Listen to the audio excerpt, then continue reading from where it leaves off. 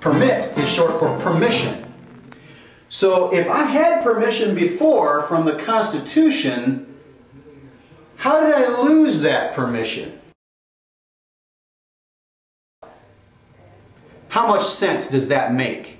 That's like saying, well, you're alive, but because you're alive, you need to pay a tax. We're going to take away that right for you to live, and either you pay for that right, or we're going to have to, you have to have a permit to live. Okay, that's not something they can do.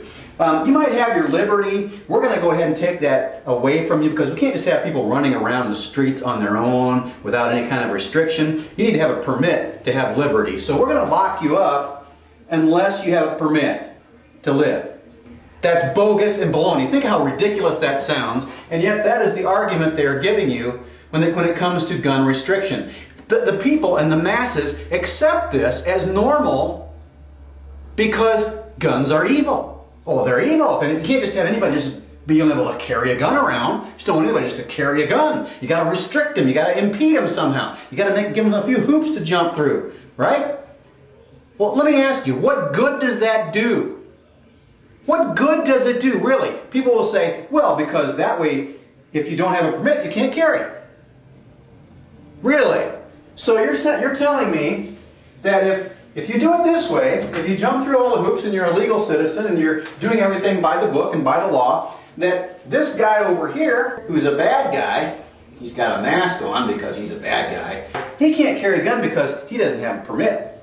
How is he going to carry a gun? Because this guy's got a permit. Now you can protect yourself from this guy over here who doesn't have a permit. He can't carry it. Now so he can't rob banks. He can't do anything because he doesn't have a permit. What? I don't understand the logic here. We're making it harder for a law-abiding citizen to obtain and carry a weapon to protect himself and his rights and his property, and we're making it there's still no restriction. The background check is done in store. When you go to buy a gun, they do a background check right there to see if you're a criminal or not. They make one phone call. I guarantee you that every cop car, every police car on the streets has the same access to do a background check as any gun store. There are certain crimes, especially crimes committed with a gun. Say you commit an armed robbery, you should never be allowed to carry a gun again.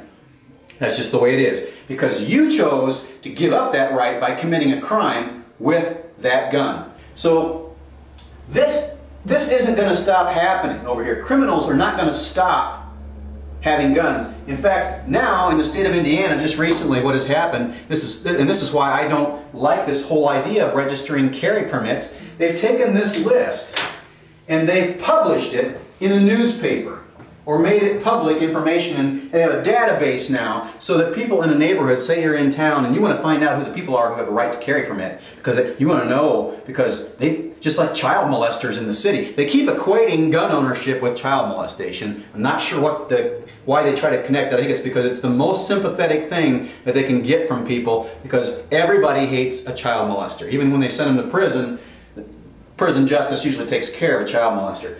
So you've got this issue of well, now we can know who all the people are in town who are carrying guns. Now stop and think about that. Who does that protect? Criminal's going to go on there and say, okay, I'm not going to get that guy because he probably carries a gun, so I'm not going to go after that guy, am I? If I'm a criminal, if I'm a smart criminal, I'll look at the list and go, well, all these other people probably don't have to carry a gun, so I'm going to go after them. So really, this doesn't do anything to endanger the person with a carry permit. It does more to endanger the people without one. But if there is no list, or if it's not published, if that record is not available to the public, then the criminal doesn't know who has a gun and who doesn't. This is the same thing we have with federal flight deck officers, the pilots who are legally licensed to carry a weapon on an airplane. You never know. There's only a small percentage of pilots that are legally authorized to carry a weapon on a plane up on the flight deck. But terrorists don't know which ones they are. They don't publish that list so that they can look on a flight manifest and find out who the pilots are who have guns. They don't publish that. It's just like, that's like publishing that's like saying or announcing to everybody on an airplane who the Federal Air Marshal is. They are supposed to blend in. Nobody says anything about who the Federal Air Marshal is because you don't want that person to be known. They're undercover, and it's only under a case of severe duress or when life and death it matters that that person shows himself and makes the action takes action against whatever's happening. So this whole idea of being able to protect yourself is being published, and I'm not sure exactly, other than to vilify those who have a permit. That's the only reason that these newspaper people are doing it, and some of the legislators are allowing it to happen. That's happening in the state of Indiana.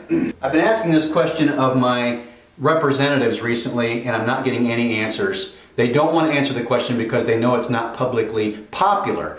I don't care if it's publicly popular. I don't care if 99% of your voters don't like the idea.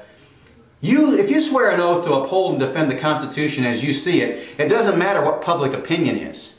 If 99% of the people say you shouldn't have a gun, doesn't mean you shouldn't have. If there's no legal reason, you cannot take that right away without due process. If you have not lost that right, then there is no reason why the state should be able to take away that right to have a gun and then issue that back to you for a charge, for a fee, issue that right back to you. Our rights have been infringed, they have been impeded, they have been restricted by the states, some cities, states, counties.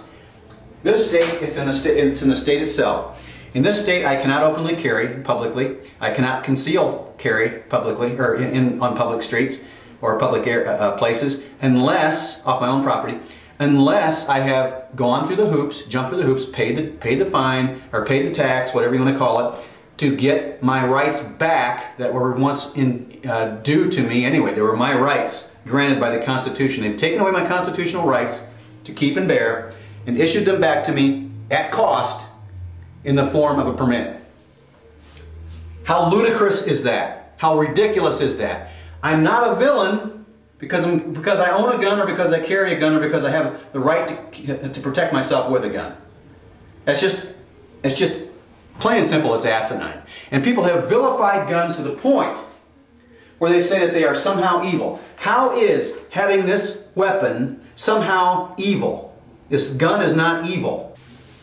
The right of the people to keep, own, bear, carry shall not be infringed by any state, city, county, or local government of any kind until we have some legislators who have the guts to say that this is wrong. We cannot continue to take away someone's rights and then issue them back to them in the form of a permit.